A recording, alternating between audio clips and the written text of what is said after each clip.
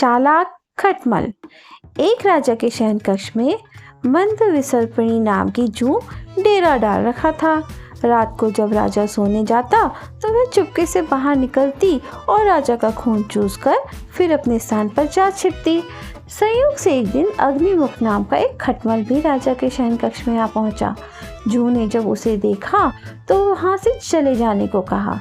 उसे अपने अधिकार क्षेत्र में किसी अन्य का दखल सहन नहीं था, लेकिन खटमल भी कम चतुर नहीं था।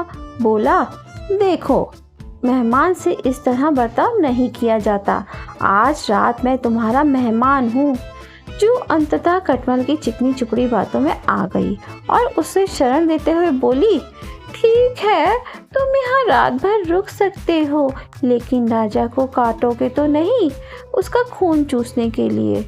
खटमल बोला, लेकिन मैं तुम्हारा मेहमान हूँ, मुझे कुछ तो दोगी खाने के लिए, और राजा के खून से बढ़िया भोजन और क्या हो सकता है।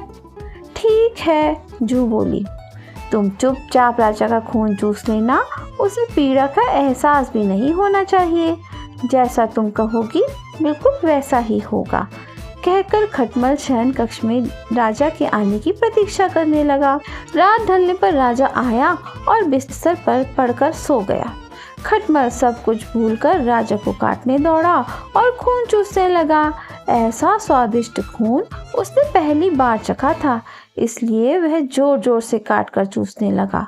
इससे राजा के शरीर में तेज खुजली होने लगी और उसकी नींद खुल गई। राजा ने क्रोध में भरकर अपने सेवकों को काटने वाले जीव को ढूंढकर मारने को कहा। यह सुनकर चतुर खटमल तो पलंग के पाए के नीचे छिप गया, लेकिन चादर के कोने पर बैठी जूं राजा के सेवकों की नजर में आ गई।